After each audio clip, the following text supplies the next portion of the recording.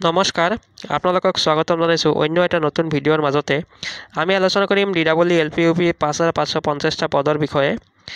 এইবাৰ যিসকল প্ৰাৰ্থীৰ টেটত নম্বৰ কম আছে নতুবা একাডেমিক নম্বৰ কম আছে, মুঠতে যিসকল প্ৰাৰ্থীৰ নম্বৰ কম আছে তেখেতসকলৰ চাকৰি পোৱাৰ এটা সোণালী সুযোগ আছে, কিয়নো এইবাৰ যথেষ্ট কাট অফ তলত নামিব। কোনকেইটা কাৰণত কাট অফ তললৈ ডাউনফল হ'ব এই বিষয়ে আমি আলোচনা কৰিম। লগতে আপোনালোকে জানে NOS প্ৰাৰ্থীসকলে গুৱাহাটী হাইকোৰ্টত তেখেতৰ ডকুমেণ্ট ৰিলেক্সেশ্যনৰ কাৰণে কেছ এটা ৰেজিষ্টাৰ কৰিছিলে আৰু তাৰে হিয়াৰিং 30 জুলাই তাৰিখে হৈ গৈছিলে। যদিও 30 জুলাইত হিয়াৰিং হৈছিলে, এইটো হিয়াৰিং ইমান ফলপ্ৰসূ নোহোৱাৰ বাবে পুনৰ এটা নেক্সট হিয়াৰিঙৰ কাৰণে ডেট ৰখা হৈছে আৰু যিটো মষ্ট প্ৰবাবলি অহা 11 নহ'লে 12 আগষ্টত হ'বলৈ গৈ আছে। আৰু আমাৰ সকলোৰে চকু থাকিব এইটো হিয়াৰিঙত, কিয়নো আপোনালোকে জানে যদি এইটো হিয়াৰিঙৰ পাছত পুনৰ এটা নেক্সট হিয়াৰিঙৰ কাৰণে ডেট ৰখা হয়, তেনেহ'লে DEEৰ সময়মতে মেৰিট লিষ্ট প্ৰস্তুত কৰোঁতে কিছু জটিলতা আহি যাব পাৰে। তো আমি এই বিষয়ে আলোচনা কৰিম। লগতে এই কোৰ্ট কেছৰ মাজতেও DEE মেৰিট লিষ্টৰ কাম কিছু আগুৱাই লৈছে। তো কিমানখিনি কাম আগবাঢ়িছে মেৰিট লিষ্টৰ আমি এইকেইটা আলোচনা কৰিম। লগতে 4500টা পদৰ নিযুক্তি বা ডকুমেণ্ট ভেৰিফিকেশ্যনৰ কাম কেতিয়া আৰম্ভ হোৱাৰ সম্ভাৱনা আছে, অহা 10 অক্টোবৰৰ ভিতৰতে এই 4500টা পদৰ কাৰণে নিযুক্তি দিয়া হ'ব নেকি, তো আমি এই বিষয়েও আলোচনা কৰিম। গতিকে এই কয়টা টপিকক লৈ আমি আলোচনা কৰি আপোনালোকে ভিডিঅ'টো শেষলৈকে চাব বুলি আশা ৰাখিছোঁ। চাওক, প্ৰথমতে আমি যদি ক'বলৈ যাওঁ, আপোনালোকে জানে এই 5550টা পদৰ এডভাৰটাইজমেণ্ট 2023 চনৰ ডিচেম্বৰ মাহতে ওলাইছিলে আৰু তাতে NOS প্ৰাৰ্থীসকলক অংশগ্ৰহণ কৰিব নোৱাৰিব বুলি এটা নটিফিকেশ্যন ৰিলিজ কৰিছিলে।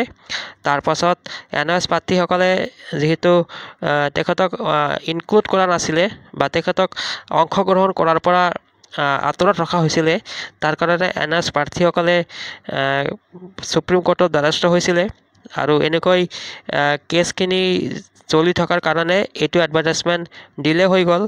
আৰু এইটো সময়তে আপোনালোকে জানে লোকসভা নিৰ্বাচন হৈছিলে, যাৰ কাৰণে কোড অফ কণ্ডাক্ট লগাৰ কাৰণে নিযুক্তিৰ কাম কোনো কৰিব পৰা নাছিলে। তো এইকেইটা কাৰণত এইটো ডিলে হৈছে। যি কি নহওক, ডিলে হৈছে এতিয়া আমি জানো যে ডকুমেণ্ট ভেৰিফিকেশ্যনৰ কাম সম্পূৰ্ণ হৈছে। First phase document verification, second phase document verification, PWD কেণ্ডিডেটৰ ভেৰিফিকেশ্যন, লগতে NOS প্ৰাৰ্থীসকলৰো ভেৰিফিকেশ্যন কমপ্লিট হৈছে। এতিয়া সকলো কাম সম্পূৰ্ণ। এতিয়া আমি মেৰিট লিষ্টৰ কাৰণে ৱেইট কৰি আছোঁ, আমি কেতিয়া মেৰিট লিষ্ট এটা আশা ৰাখিব পাৰি।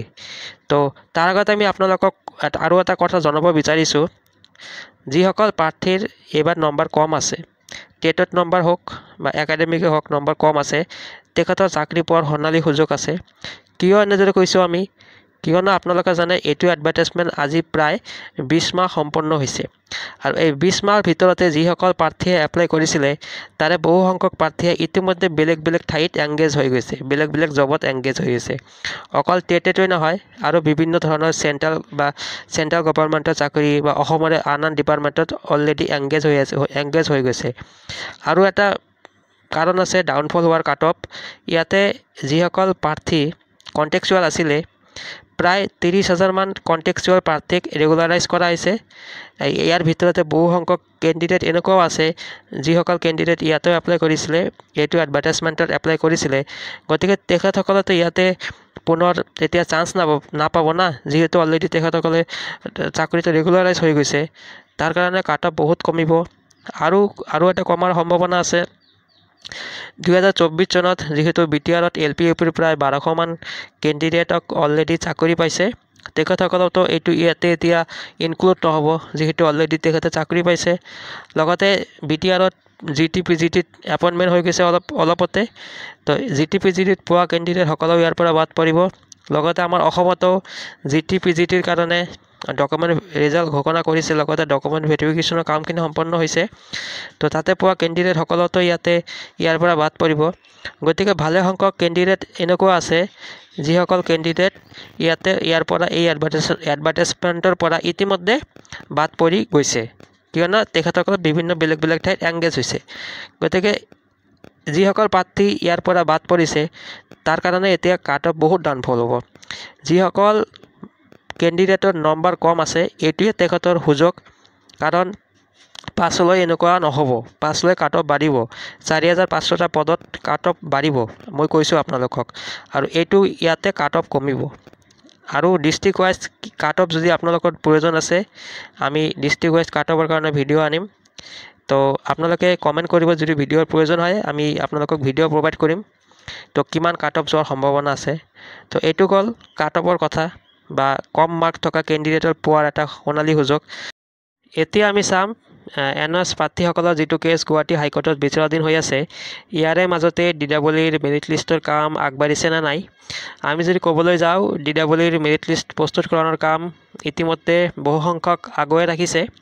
যিসকল প্ৰাৰ্থীৰ মাৰ্ক বেছি আছে তেখেতক ইতিমধ্যে ছিলেক্ট কৰি ৰখা হৈছে, আৰু বাকী কামখিনি চাগে যেতিয়া ফাইনেল জাজমেণ্ট আহিব কোৰ্টৰ পৰা তেতিয়া কৰা হ'ব।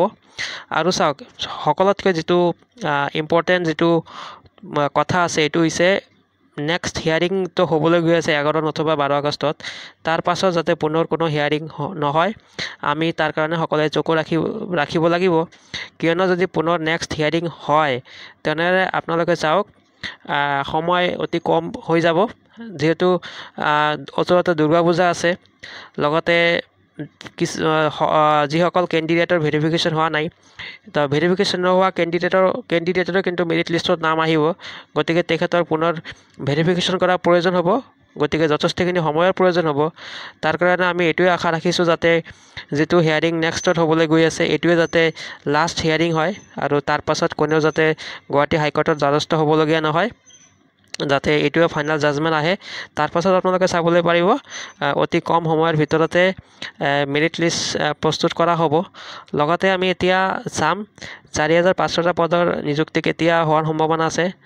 চাওক, এইবাৰ DWLয়ে যেনেকুৱা প্ৰথমতে এক্সট্ৰা কাৰিকুলাৰ এক্টিভিটি নতুবা PWD কেণ্ডিডেটৰ ভেৰিফিকেশ্যন, তাৰপাছত first phase document verification, second phase document verification কৰিছে, এনেকুৱা যদি হয়, আপোনালোকে যদি চায় 4500টা পদতো যদি এনেকুৱা ভেৰিফিকেশ্যন কৰে, প্ৰথমতে এক্সট্ৰা কাৰিকুলাৰ এক্টিভিটি তাৰপিছত PWD কেণ্ডিডেটৰ ভেৰিফিকেশ্যন যদি কৰে, তেনেহ'লে আপোনালোকে চাবলৈ পাৰিব যে এই 10 অক্টোবৰ তাৰিখে এই 4500টা পদৰ কাৰণে নিযুক্তি পত্ৰ দিয়া নহ'ব।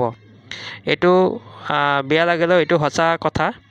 ইমান কম সময়ৰ ভিতৰতে দুটা কাম, অৰ্থাৎ মেৰিট লিষ্ট প্ৰস্তুতকৰণৰ কাম লগতে ডকুমেণ্ট ভেৰিফিকেশ্যনৰ কাম কৰাটো সম্ভৱ নহয়, যিহেতু ডকুমেণ্ট ভেৰিফিকেশ্যন কৰোঁতে বহু সময়ৰ প্ৰয়োজন হয়।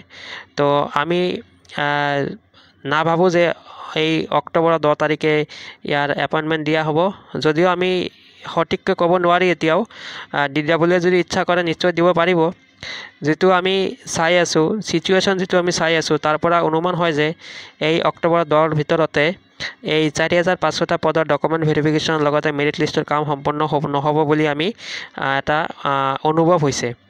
তো ইয়াৰ এপইণ্টমেণ্ট হোৱাৰ কেতিয়া সম্ভাৱনা আছে, চাওক, ইয়াৰ এপইণ্টমেণ্ট মষ্ট প্ৰবাবলি যি ওচৰতে বিধানসভা ইলেকশ্যন হ'বলৈ গৈ আছে অহা 2026 চনৰ, মষ্ট প্ৰবাবলি এইটো এপ্ৰিল মাহতে হয়।